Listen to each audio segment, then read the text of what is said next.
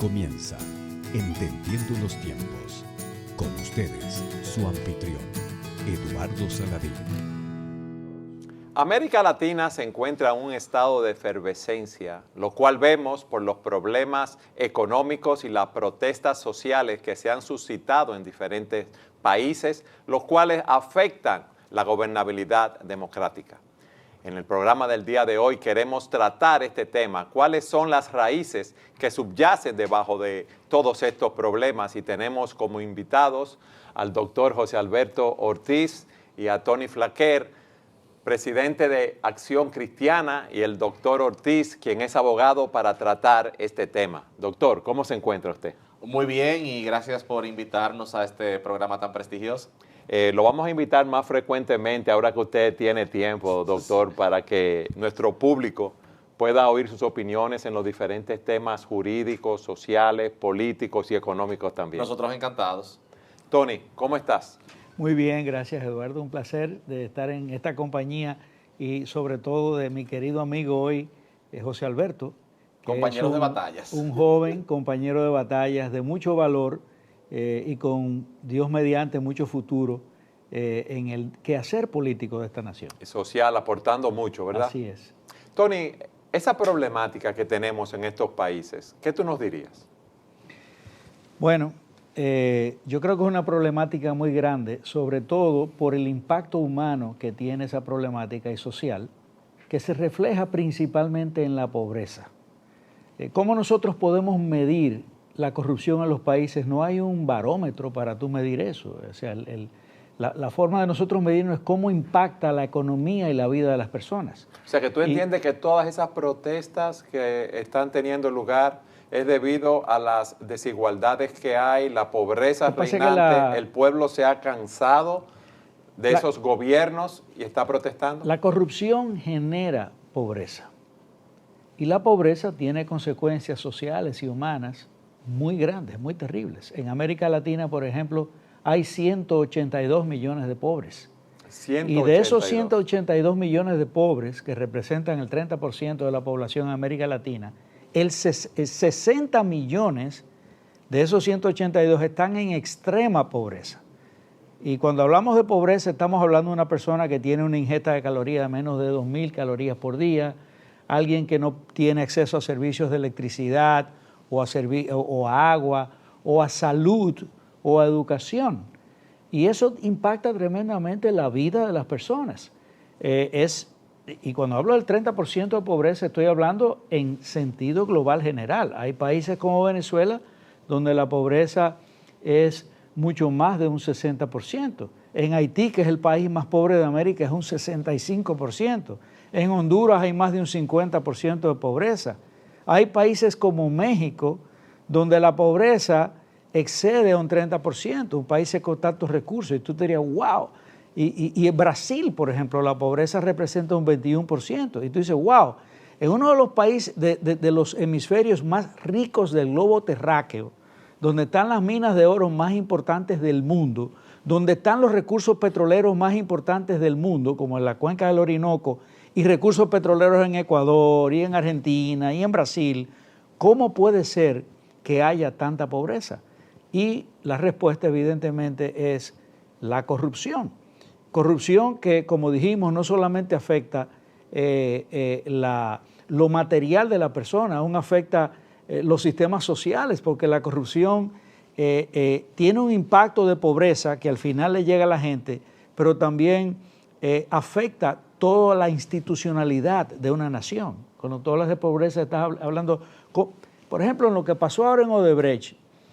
Si nos preguntamos, ¿hay corrupción en América Latina? Habría que decir una sola palabra, habría que decir Odebrecht, porque eso fue una muestra clara de cómo en decenas de países se replicó un modelo de corrupción que afectó a presidentes, a ministros, a todos los niveles institucionales de una nación, legisladores, presidentes, ministros, y es realmente algo impactante. Y obviamente nuestros países no están ajenos a eso. En encuestas que se han hecho, por ejemplo, de Oxfam, el 20% de unos 18,000 encuestados en diferentes países de América Latina, se determinó que el 20% de la población reporta que ha tenido que implicarse en actos de soborno para obtener servicios básicos, servicios de electricidad o servicios de salud o cosas como ese tipo.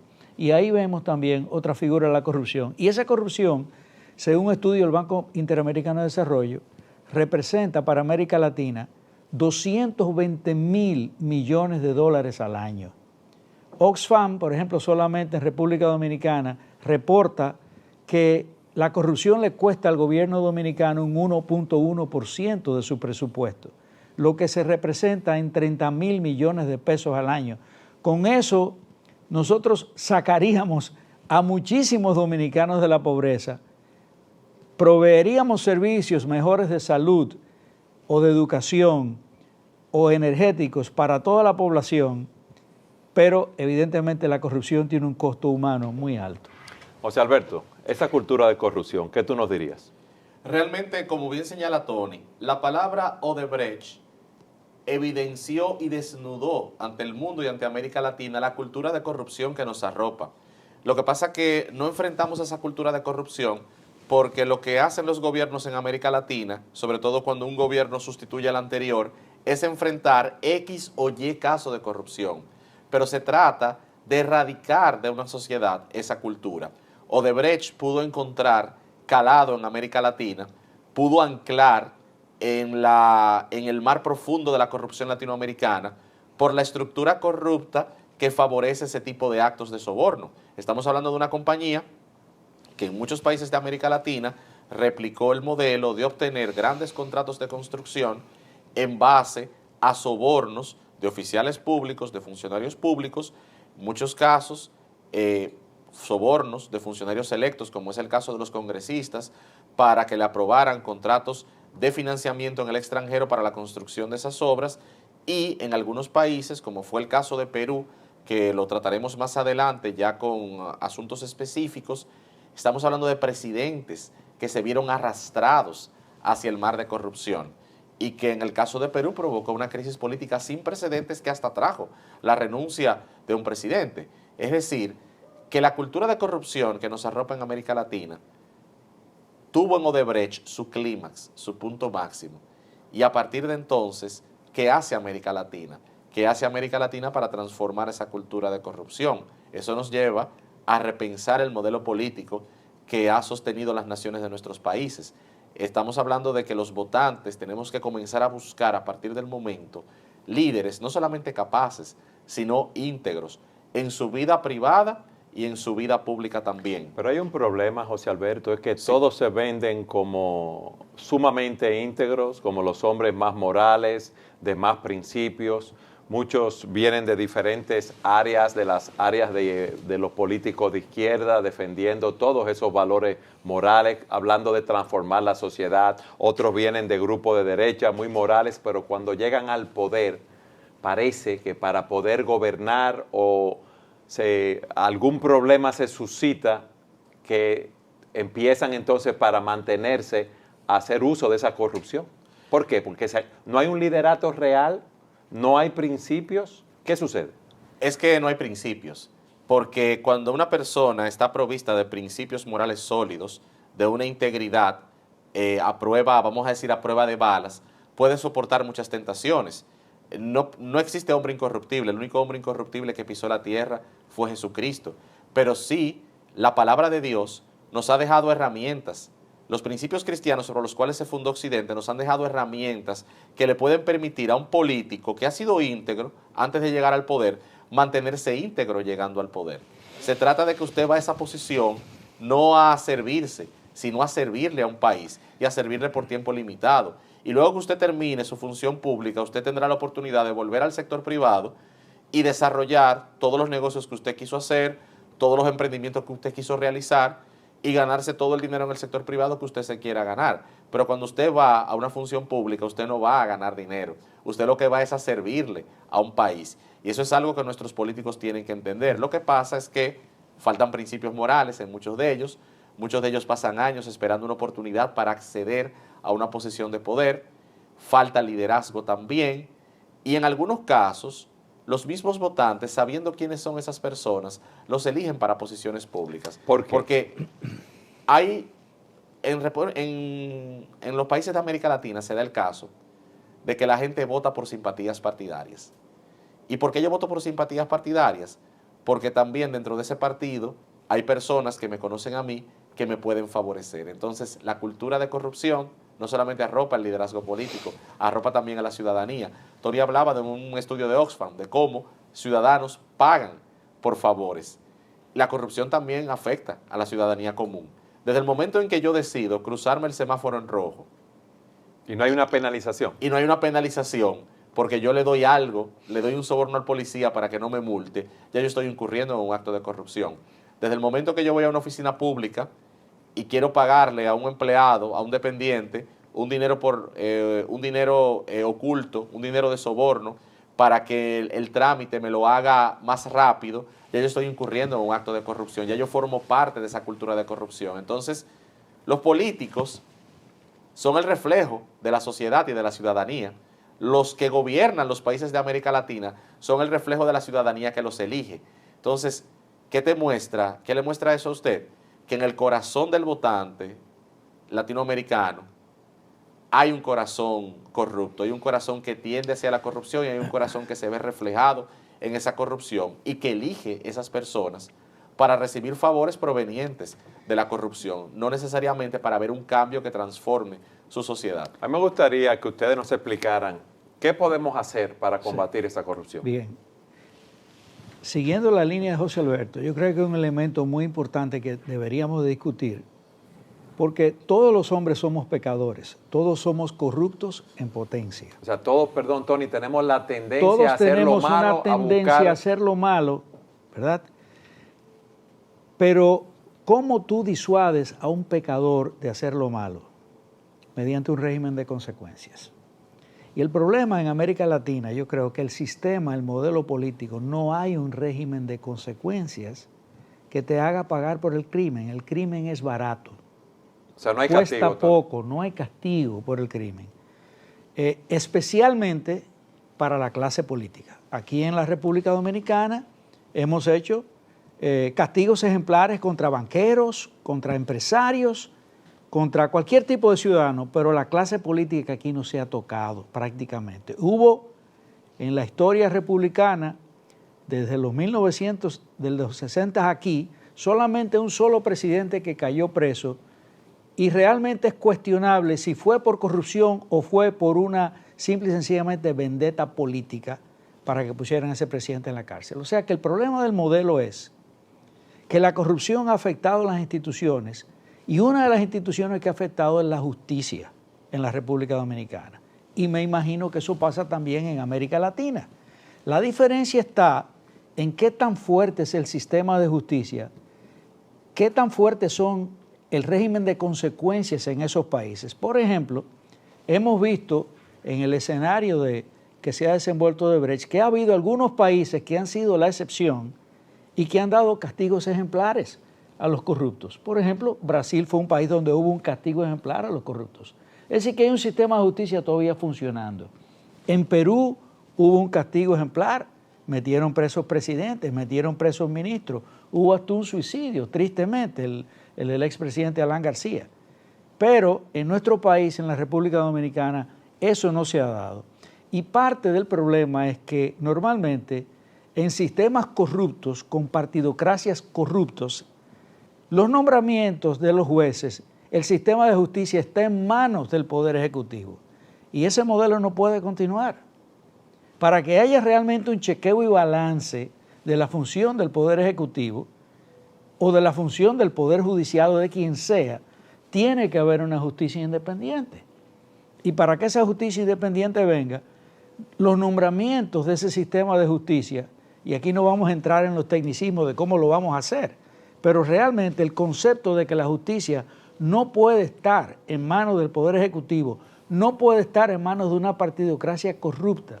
Tiene que haber una justicia que sea representativa también, que actúe de parte del pueblo y en favor del pueblo, así como los legisladores son representativos, valga la redundancia, de la democracia.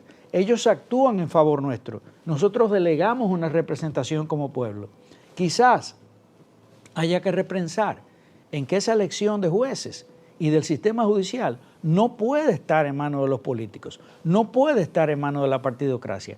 Tiene que ser quizás por una elección o una votación popular o por la elección del pueblo, de delegados que escojan a esos representantes, sea como sea.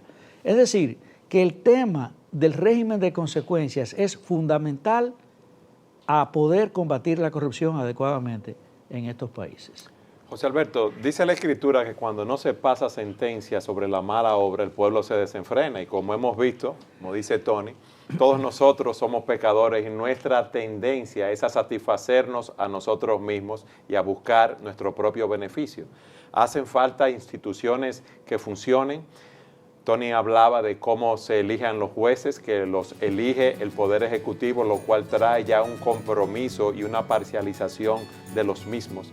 A mí me gustaría que en el próximo segmento tú nos hablaras de cómo deberíamos hacer eso por tu experiencia como abogado. Siga con nosotros en su programa Entendiendo los Tiempos.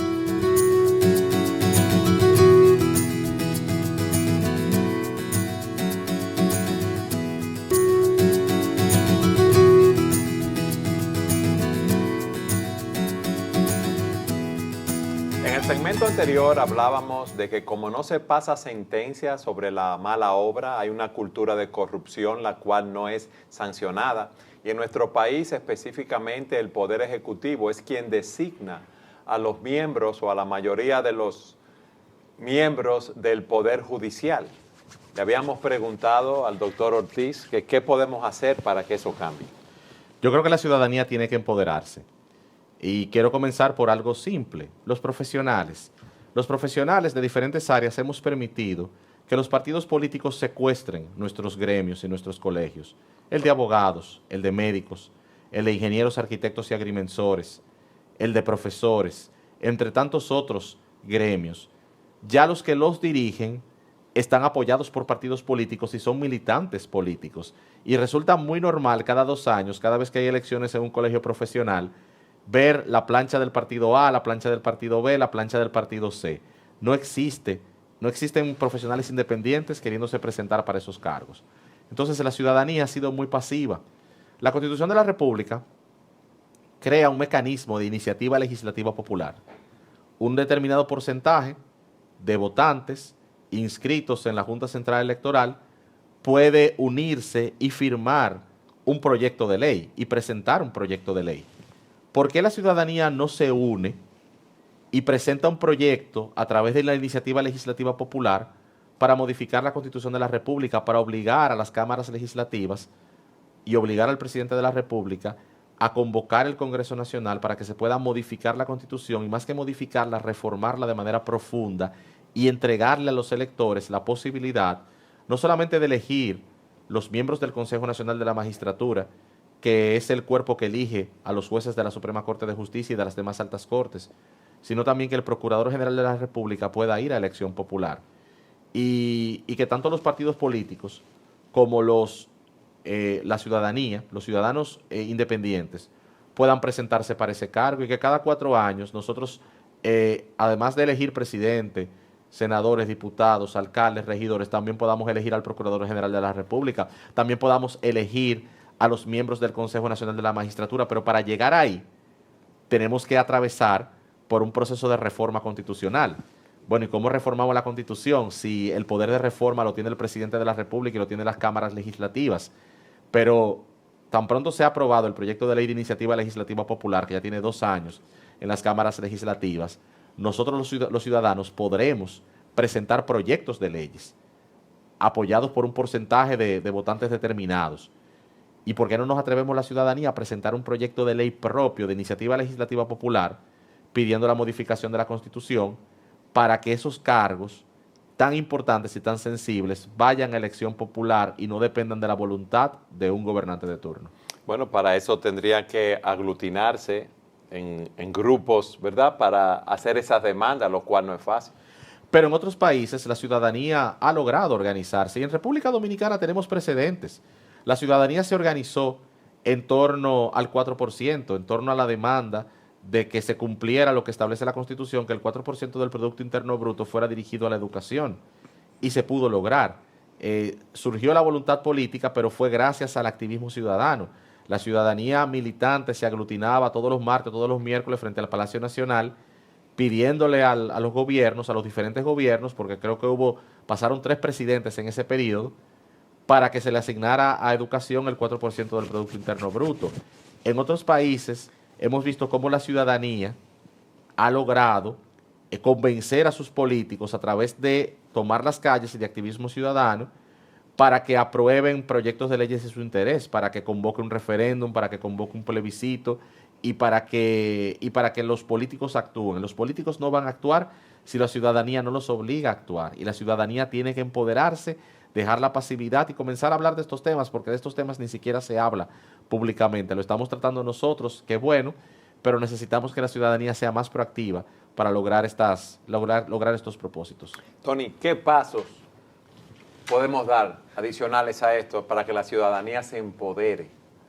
Yo creo que la información es poder, y una de las cosas que tiene que haber es un flujo de información y de explicación adecuado de sectores, por ejemplo, con los mismos cristianos, por ejemplo. Podemos jugar un rol importante en la comunicación de verdades y de valores que sean transformadores de la sociedad.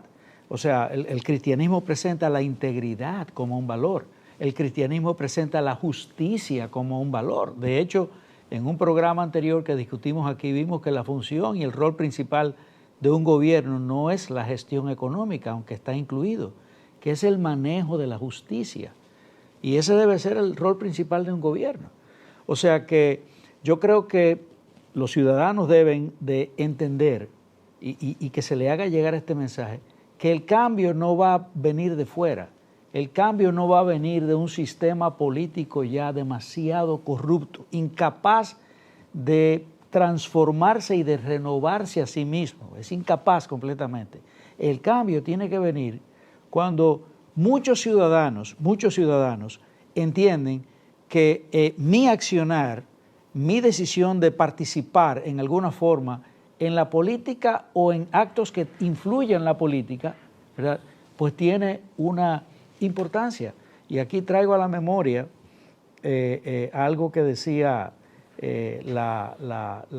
esta señora católica, la madre de Calcuta, sí, ¿verdad?, que al preguntársele que cómo ella podía, Teresa de Calcuta, exactamente, cómo ella podía influir en tantas personas, ¿verdad? Y ella decía, no, es que yo no veo una multitud. Cuando yo voy a un hospital, yo veo una persona y me dedico a atender a esa persona. Y cuando yo termino con esa persona, entonces paso a la otra y me dedico a atender a la otra. En otras palabras, ella veía que el cambio no dependía de una conceptualización global, sino de ese pequeño acto que yo tengo que hacer en el día de hoy. Puede ser el tweet que yo puedo poner defendiendo ciertos valores. Puede ser mi participación en una marcha, en una manifestación donde se reclamen derechos cívicos. Porque, por ejemplo, los ciudadanos dominicanos, muchos de ellos no quieren moverse, quieren que el cambio lo haga otro, pero no quieren hacerlo ellos. Y yo creo que nosotros tenemos que convencer a las personas que el cambio en esta nación no es responsabilidad de los partidos políticos, que están medularmente corruptos aquí en la República Dominicana. El cambio es responsabilidad de cada ciudadano. Y si nosotros queremos una nación diferente, ese cambio tiene que venir del accionar pequeño en cada círculo de cada ciudadano. Pero yo creo, Tony y José Alberto, que los ciudadanos, primero, no tienen esa conciencia muchos, y segundo, están cansados porque continuamente hay denuncia de actos de corrupción. Y vemos que, como tú decías, se puede enjuiciar a un empresario, a un profesional liberal, pero los políticos pocas veces, a pesar de las muchas denuncias de corrupción que hay, no son enjuiciados. Mira, hay un juicio que puede venir en una corte, pero hay un juicio social importante. Yo no necesariamente estoy de acuerdo, ¿verdad?, con que públicamente se acuse a una persona de corrupción sin que realmente se aporten pruebas para ello. Eso sería injusto completamente. Pero hay casos donde es muy obvio que esa persona, y pruebas que han sido aportadas, donde esa persona ha sido probado públicamente, ¿verdad?, por datos que se han dado, de que ha cometido actos de corrupción. Tú sabes que a veces es justo la protesta pública, como ha ocurrido aquí, en situaciones de masa pública, donde las personas levantan su voz públicamente en contra de alguien que ha llegado a un lugar público y que el pueblo dice, mira, no te queremos aquí, nosotros no queremos tu presencia. Porque al final, cuando el político entienda que el costo social de su corrupción se le va a revertir en que él no pueda disfrutar de esos millones que se ha robado, o que a sus hijos no lo dejen ir a las escuelas tranquilos, porque en alguna forma u otra, ¿verdad?, otros niños lo van a acusar de corrupción, y no estoy diciendo que esté de acuerdo con eso, porque los niños no son culpables de los pecados de sus padres, pero estoy diciendo que suceden cosas así. Ejemplo, te voy a decir, hay ciertos países en Europa del Norte, en Suecia, en Finlandia, donde los ciudadanos, cuando entra un individuo corrupto que ha sido acusado o se ha demostrado su corrupción públicamente a un restaurante, se paran y se van del restaurante. Quizás aquí haya que empezar a hacer eso. Es una forma de nosotros protestar. Y tú dirás, bueno, eso no va a cambiar nada. Sí va a cambiar. Sí, va a cambiar. Va a cambiar. Cuando ellos sientan la repulsión social de que nosotros como dominicanos repudiamos el accionar de ellos, aunque no podamos hacer nada por traducirlos a la justicia, porque hay una justicia completamente comprometida con el sistema político. Porque aunque, por ejemplo, un Consejo Nacional de la Magistratura, no es que el presidente lo designa a ellos, está designado por la Constitución, como tú bien explicaste, pero las personas que están ahí son actores de primera línea del sistema político corrupto partidario que nosotros tenemos aquí en la República Dominicana. Por eso muy bien explicaste la necesidad de nosotros repensar el modelo político, porque al final, la institución más importante en una nación es la justicia. Si se acabó la justicia, se acabó absolutamente todo.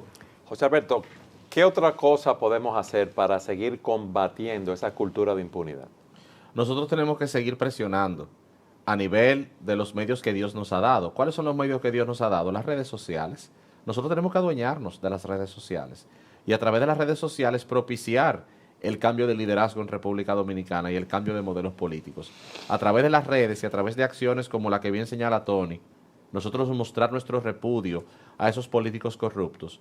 Nosotros vamos a propiciar que las instituciones, en este caso los partidos políticos, estén obligados a presentar otro tipo de candidatos en las elecciones. Pero sucede algo, José Alberto. Nombran a un político en cierta posición o se denuncia un hecho de corrupción, las personas protestan, pero no sucede nada. Porque no hay régimen de consecuencias, entonces todo tiene que ir de la mano. Ya habíamos hablado anteriormente de cómo podemos transformar el régimen de consecuencias, porque las leyes que sancionan la corrupción existen. Lo que hace falta es que se apliquen y funcionarios que la apliquen. Entonces, que nosotros podamos elegir el funcionario que va a aplicar la ley sería extraordinario.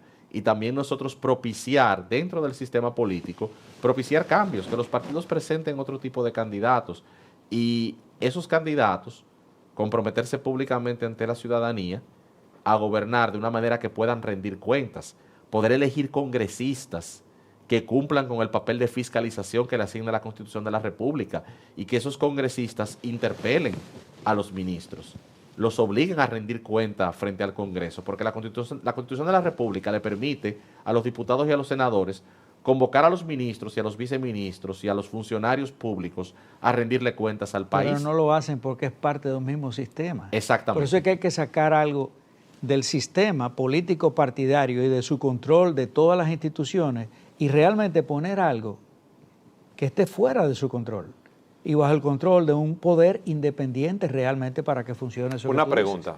Tú explicabas el caso de Brasil, que hay independencia, y Perú en los jueces, los fiscales. ¿Cómo funciona eso?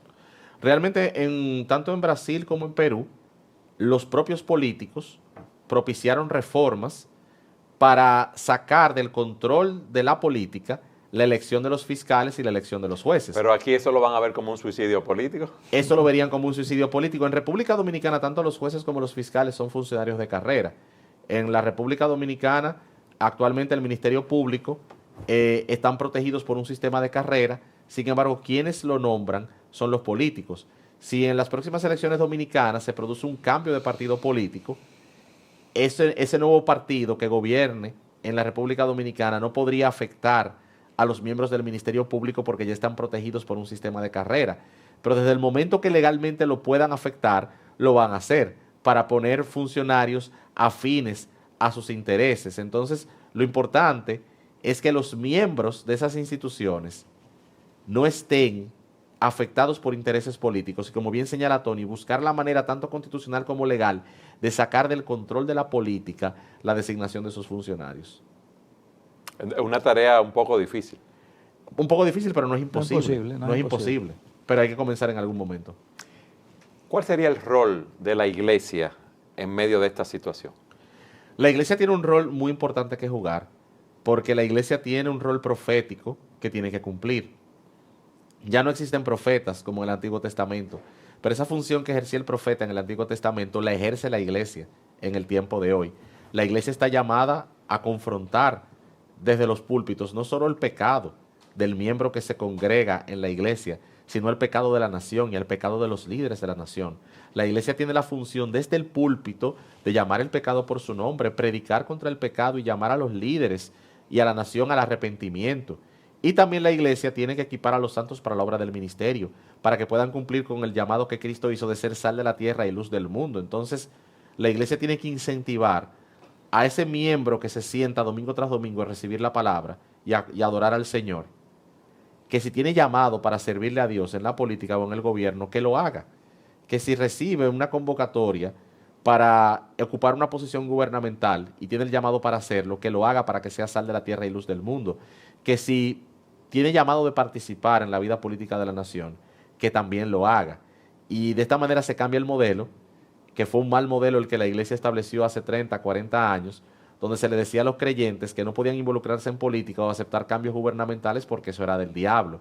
Realmente Cristo nos ha llamado a ser sal de la tierra y luz del mundo, y un creyente que fue primer ministro de Holanda, Abraham Kuyper, un gran teólogo holandés, a principios del siglo XX, siendo ya primer ministro de Holanda, decía que no haya una sola pulgada cuadrada del planeta Tierra donde el Señor Jesucristo no diga, esto es mío.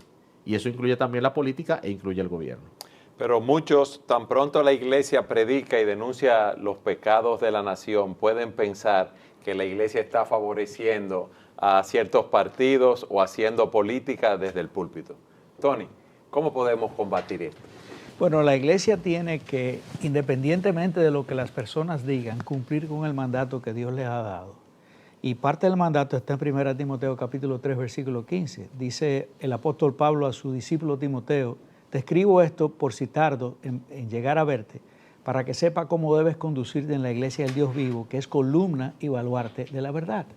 La iglesia está llamada, como bien decía José Alberto, a ejercer su ministerio profético y magisterial, sobre todo en el contexto de esa audiencia que tiene de creyentes que están yendo todos los domingos a la iglesia, y explicarles a ellos cómo ser mejores ciudadanos, y explicarles a ellos cómo ellos pueden y deben diseminar las verdades de Dios acerca de lo que es el gobierno, acerca de lo que debe ser un líder de una nación, acerca de lo que es un gobierno que debe ejercer la justicia. Y si esa audiencia cautiva que la iglesia tiene los domingos es transformada, según nos dice Romanos capítulo 12, por la renovación del entendimiento de esas personas, esa audiencia va a ser un elemento de choque y de cambio y de transformación en el mundo. Porque no es que la iglesia se convierta ahora, porque ese no es su llamado, en una plataforma partidaria para atacar políticamente al partido tal, para que el otro partido tal suba al poder. Ese no es el llamado de la iglesia. Si la iglesia se convierte en plataforma partidaria, como desafortunadamente hay ministerios que pretenden eso, o pastores que están detrás de eso, en una, digamos, violación a los principios escriturales que Dios les manda, estarían haciendo mal. Pero si hacen lo que tienen que hacer, de predicar las verdades de Dios, que incluye temas como la justicia, que incluye temas como la denuncia de la corrupción y de la injusticia en los púlpitos. Y esos ciudadanos son transformados y parte de esa transformación se convierte en una conciencia ciudadana que al momento de votar influya en las elecciones legislativas o en las elecciones municipales, que no van a votar por el municipio tal, simple y sencillamente porque pertenece al partido al cual yo estoy inscrito, porque es mi amigo. o porque es mi amigo, o porque me va a hacer un favor, sino porque cuáles son los valores que esa persona representa. Y eso, si la Iglesia Dominicana, que puede haber 1 millón, 1,5 millones de votantes, tiene esa conciencia, adquiere esa conciencia, aquí puede venir un cambio extraordinario. Y eso va a obligar para concluir, a las personas, a los mismos políticos, a tener que tener un discurso ideológico más acabado y no el discurso del pollo, del salchichón y de la tarjeta Solidaridad, que es el que tenemos ahora. Tú nos vas a explicar lo que es el discurso del pollo, del salchichón y la tarjeta de solidaridad en el próximo segmento. Siga con nosotros en su programa Entendiendo los Tiempos.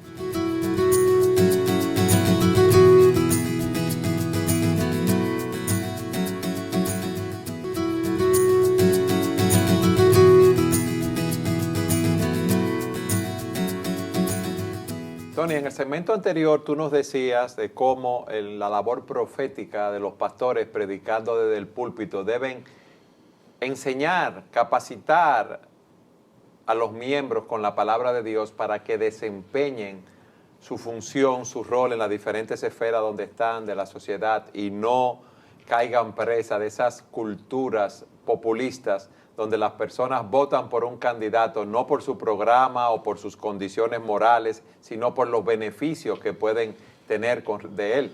Y hablaba de la cultura del salchichón, de la tarjeta de solidaridad o el pollo que le pueden dar. Explícanos eso. Bueno, es una cultura de asistencia social dirigida a beneficiarse, a aprovecharse de esa pobreza que la misma corrupción genera. O sea, la corrupción es un círculo vicioso, al cual hay que salir para crear un círculo virtuoso. Y el círculo vicioso es, la corrupción genera pobreza. La pobreza genera individuos que son fácilmente manejables por programas de asistencia social. Y eso genera en un populismo. Es decir, hay un candidato, por ejemplo, ahora a la presidencia de la República en estas próximas elecciones que, para mi desagrado, la propuesta que está haciendo es que va a duplicar la asistencia social en República Dominicana. Y uno se pregunta, ¿cómo una nación tan endeudada como esta, esa persona no habló pensando en el presupuesto de la nación, en que nosotros ni siquiera tenemos que cubrir el presupuesto de la nación con déficit? ¿Cómo no pensó en eso a la hora de ofrecer esto? ¿Por qué? Bueno, porque lo que reditúa en este sistema político viciado es el populismo. Y es un discurso que hace que las personas voten por él, porque él es que te va a llevar la tarjeta de asistencia social o la tarjeta de solidaridad que mencionamos, o el salchichón, que es el fiambre, es la forma de ayuda alimentaria, te lo va a duplicar y entonces yo voy a votar por él. Y entregamos ese poder ciudadano tan importante que tenemos cada 4 años de elegir hombres capaces, lo entregamos a lo mejor por una cena o por una asistencia que nunca nos va a sacar de la pobreza y que va a ser la pobreza perpetua en estos países. José Alberto, muchas personas pueden pensar, bueno, eso son unos idealistas con lo que están planteando, pero hay otros países que han implementado muchos de estos principios para combatir la corrupción y las cosas han empezado a cambiar. A mí me gustaría que tú nos dieras algunos ejemplos de esos países que han implementado esos cambios y cómo lo han hecho y qué resultados han obtenido. Bueno, en el caso de Brasil, la país cuna de Odebrecht, donde Odebrecht tiene su sede, las autoridades decidieron investigar el proceso y decidieron investigar los actos de corrupción en que incurrió Odebrecht, tanto a nivel de Brasil como a nivel del extranjero.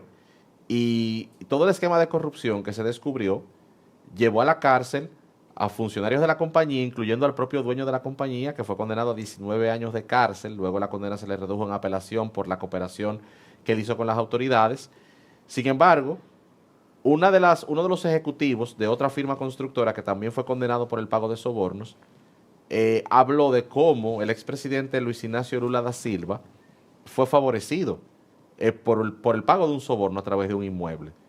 Ese inmueble llevó a Lula a ser condenado primero a 12 años de cárcel y ahora 12. Y ahora la Corte de Apelación 17. le aumentó la condena a 17 años de cárcel. O sea, fíjense cómo se produjo un régimen de consecuencias contra el presidente más popular de la historia de ese país, o el expresidente más popular de la historia de Brasil. Eso trajo como consecuencia una crisis política que llevó a la destitución mediante un juicio político de la anterior presidenta de Brasil y a un cambio político que llevó a un diputado estatal, ni siquiera un diputado federal, porque Brasil, igual que Estados Unidos, tiene un Congreso federal y congresos estatales en cada uno de sus estados. Llevó a un diputado estatal, como es el caso de Jair Bolsonaro, lo llevó a la presidencia de la República, a derrotar a un partido como el Partido de los Trabajadores, que parecía invencible en las urnas en ese momento. En el caso de Perú, estamos hablando cómo los fiscales peruanos de carrera fueron a Brasil, recibieron las evidencias del gobierno brasileño que comprometían a funcionarios, empresarios y políticos peruanos, y la crisis política que se desató en Perú con los sometimientos judiciales llevó al punto de que 4 expresidentes se vieron arrastrados por el tema.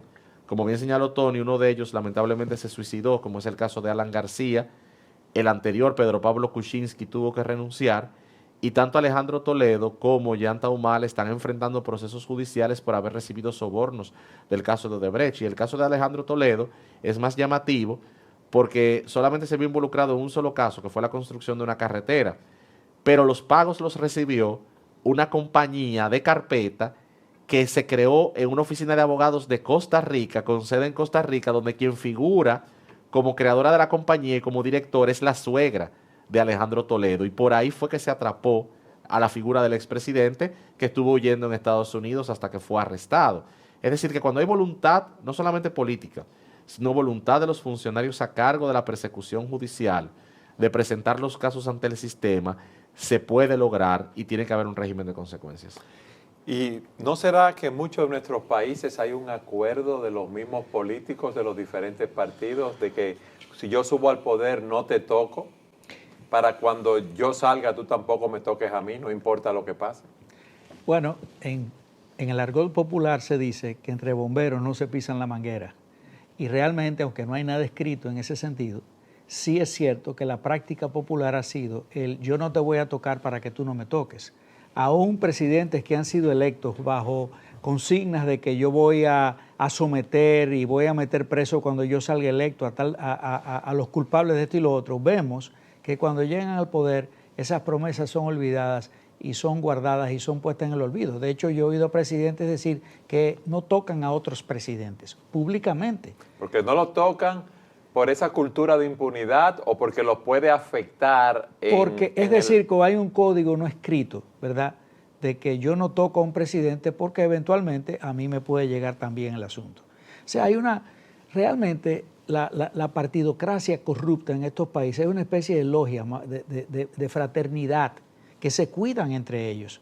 Por eso es que nosotros no podemos dejar en manos de estas personas el proceder del sistema judicial. Tiene que ser puesto en personas que sean verdaderos representantes independientes del pueblo y no de un sistema que, aunque hoy gane un partido y el otro pierda, aún el que perdió quiere preservar ese sistema porque es la forma en que funciona el rentismo de la actividad donde él está. Cuando sus objetivos son el enriquecimiento ilícito, la acumulación de poder, el lograr fama, poder, ascenso social, ¿verdad? Pues eso es lo que yo quiero realmente. Yo no estoy buscando una transformación del país. Y como no estoy buscando una transformación del país, no me interesa un cambio del sistema. Me interesa que el sistema preserve y yo tener el turno para yo hacer lo que está haciendo el que está ahora en el poder. Tony, Chile se ve como un país muy estable económica, social, políticamente, y hemos visto allí muchas protestas, muchos disturbios. ¿Qué ha sucedido allí? Mira, lo de Chile es muy complejo porque la lectura que tienen muchos analistas políticos es que el problema de Chile no fue creado internamente. El problema de Chile ha sido un problema que sí tiene elementos de combustión interna, pero que el problema ha sido creado externamente. Hay un problema un poco más complejo, quizá en este programa no podemos agotarlo, pero sí un problema de el Foro de San Pablo, el Grupo de Puebla, instituciones que han, vamos a decir, exitosamente en el pasado, sobre todo en la época de los 90, colocado muchos presidentes en América Latina, al punto que era prácticamente un cartel de presidentes socialistas, cuando estaba Kirchner, cuando estaba Hugo Chávez, cuando estaba Lula da Silva, Correa, todos esos presidentes socialistas, y Bachelet en Chile, por ejemplo, estaban muy cómodos, muy contentos, porque de hecho eso trajo una articulación de esos movimientos socialistas que inclusive tuvo repercusiones a nivel mundial, con la creación del ALBA, la creación del BRIC, etc. Pero definitivamente por el fracaso rotundo del socialismo que ha sumido a muchos de esos países en la pobreza y en unos niveles de corrupción que jamás se habían visto, aún en los países más socialistas de ellos, realmente ha dado eso al traste con muchos de esos gobiernos y han venido a sustituir los gobiernos, vamos a decir, conservadores y moderados. Esto ha hecho que ellos hayan tenido una reacción y parte del Congreso que ocurre en La Habana recientemente, no recuerdo exactamente cuándo fue el mes, si fue en octubre. Fue reciente, sí. Exacto, fue muy reciente el Congreso de Habana. Parte de la estrategia era volver a retomar estos países. Se dice, ¿verdad?, no oficialmente, pero que todo esto son estrategias, aún la forma en que ha sido conducido las protestas en Chile y cómo las protestas se han replicado desde el punto de vista de logística y táctica militar, similar en los países donde ha ocurrido, como el caso de Ecuador, el caso de Chile, lo Haití, que se intentó hacer en Colombia, ¿verdad? Pues es básicamente un esfuerzo concertado desde fuera en alianzas con figuras de dentro de la línea socialista para volver a retomar el poder en muchos de esos países. Y de hecho, en el caso chileno, aunque todavía Piñera ahí es presidente, las concesiones que Piñera ha tenido que hacer en su gobierno realmente lo han atado de manos. ¿Concesiones a los grupos que protestan o concesiones que tuvo que hacer para llegar al poder? Concesiones a los grupos que protestan y concesiones que lo van a poner en estrecho con respecto a lo que son los proyectos y planes económicos de ir liberando a América Latina del populismo. José Alberto, el caso de Haití. Es el mismo modelo chileno.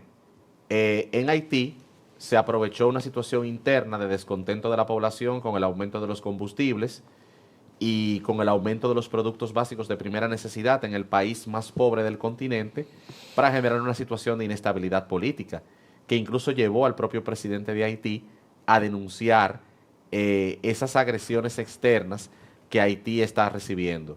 Y es que el propósito del Foro Sao Paulo es generar una situación de inestabilidad política en América Latina, no solamente para recuperar esos países para el socialismo, sino también para crear un problema geopolítico. América Latina se ha convertido en un foco de conflicto geopolítico entre Estados Unidos, que es el país desarrollado más cercano a América Latina, y los países que compiten con Estados Unidos a nivel mundial, como es el caso de China, Rusia, también Irán, que tiene conflictos serios con Estados Unidos en el Medio Oriente. Todas esas potencias enemigas de Estados Unidos están operando en América Latina y están asociadas al Foro Sao Paulo. Es un conflicto geopolítico grave que está arrastrando la región y en el caso de Haití es sumamente peligroso porque a quien más afecta es a República Dominicana. República Dominicana es un país estable, pacífico, democrático, que está tratando de desarrollarse, pero que comparte la misma isla con Haití. Por eso se han hecho múltiples llamados para que la protección fronteriza pueda ser respaldada y pueda ser resguardada, ya que la situación de inestabilidad que se está viviendo en Haití puede desatar que la gente buscando seguridad, buscando tranquilidad, pueda venir a República Dominicana vía la frontera terrestre y crear un problema interno en República Dominicana, con todos los problemas que nosotros tenemos en nuestra nación y que ustedes trataron magistralmente en el pasado programa de Entendiendo los Tiempos. Hay quienes dicen algo que es una realidad de lo que tú hablabas al principio del programa, Tony, y es que el caos que vemos en el mundo, no solo en América Latina, no es más que una proyección del caos que hay dentro del hombre, porque el hombre no está en paz.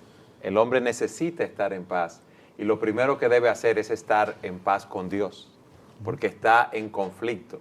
De una manera natural, nosotros somos enemigos de Dios, antagónicos a Él, y por eso Jesucristo vino al mundo, se encarnó, murió en la cruz del Calvario, cargando con nuestros pecados para darnos la paz con Dios.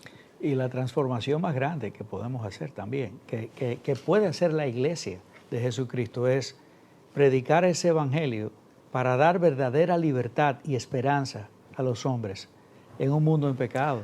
Y en ese sentido creo que nuestro Señor, obviamente Dios, que todo lo sabe, por eso le dio a esa iglesia una misión inequívoca. No le dijo vayan a hacer partidos políticos y transformen el mundo.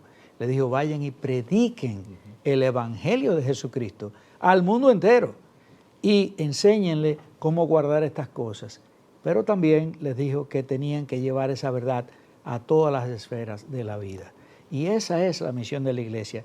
Y si la iglesia cumple su misión a cabalidad, nosotros, ¿verdad?, veremos las transformaciones que quisiéramos ver, porque aunque, digamos, no veamos a lo mejor, ¿verdad?, en nuestra generación, el cambio político que nosotros aspiramos, si el evangelio es predicado, si en una nación hay más hombres que están en luz y no en tinieblas, eso se va a reflejar en algún momento en esas naciones. El gran cambio que hubo en Europa en la Reforma es porque más naciones fueron afectadas con el evangelio y más naciones fueron permeadas y llenadas de esos hombres que estaban en luz. Y cuando esos hombres que estaban en luz empezaron a ocupar las sillas de las instituciones y de todos los estamentos de la sociedad, entonces se le prendió la luz a esa sociedad. Y eso es lo que nosotros tenemos que hacer aquí en la República Dominicana. Por eso cuando el Señor resucita, que se le aparece a los discípulos, se le aparece a María, le dice paz a vosotros, porque lo primero que nosotros necesitamos es estar en paz con Dios y tener paz con nosotros mismos, porque la verdadera paz no es más que un fruto del Espíritu, y de esa manera podremos tener paz con nuestros semejantes, porque Jesucristo derribó la pared intermedia que nos separaba en ese sentido a judíos y a gentiles y a nuestros semejantes. ¿Por qué digo esto? Porque para nosotros poder tratar la corrupción debemos entender que es un problema que está en el corazón del hombre, como hablábamos al inicio del programa, porque cada quien está buscando lo suyo, no está buscando lo de los demás, porque no estamos en paz, somos como un mar en tempestad que estamos agitados y necesitamos primero hacer las paces con Dios, estar en paz nosotros mismos como un fruto del Espíritu y estar en paz con nuestros semejantes, siendo guiados por lo que Dios nos dice en su palabra. El programa está concluyendo. José Alberto, ¿qué exhortación tú tienes para nuestros televidentes? Es importante que los televidentes entiendan que como ciudadanos tienen que empoderarse, tienen que dejar la pasividad y tienen que usar los mecanismos y las herramientas que la ley le da para exigir los cambios sociales y políticos que la nación requiere. Hay múltiples maneras de cómo ciudadanos podemos involucrarnos y yo creo que tenemos que involucrarnos y participar en la vida de la nación y no permitir que los políticos continúen secuestrando la nación, porque solo así se podría producir el cambio de liderazgo que tanto estamos demandando. Tony, una exhortación final. Bien, la exhortación mía es a la Iglesia de Jesucristo en República Dominicana y en América Latina que nos está escuchando, en otros países de habla hispana. La Iglesia debe cumplir su rol profético y magisterial para transformar la nación. La Iglesia no debe vender la verdad, no debe ser, digamos, influenciada o secuestrada por los políticos, como tristemente muchas veces hemos visto, que los creyentes somos tontos útiles de esos partidos políticos en estas naciones porque nos llevan hacia donde ellos quieren. Nosotros tenemos que empezar mediante el conocimiento de la verdad y mediante el conocimiento de la responsabilidad histórica y generacional que Jesucristo ha puesto sobre cada creyente de ser luz del mundo y sal de la tierra, nosotros ser un elemento de confrontación a un sistema corrupto y nosotros ser un elemento de transformación de ese sistema corrupto por la verdad que nosotros conocemos y por las demandas que le vamos a hacer a ellos. Nosotros somos suficientes creyentes en esta nación y esta nación puede sufrir una verdadera revolución positiva si los creyentes de esta nación hacemos un compromiso con la verdad y hacemos un compromiso con nuestras conciencias de nosotros realmente actuar con integridad frente a un sistema político que está hundiéndose aquí en la República Dominicana. Por eso dice la palabra, conoceréis la verdad y la verdad os hará libres. Gracias por haber estado con nosotros en su programa y a ustedes también. Nos veremos en nuestro próximo programa.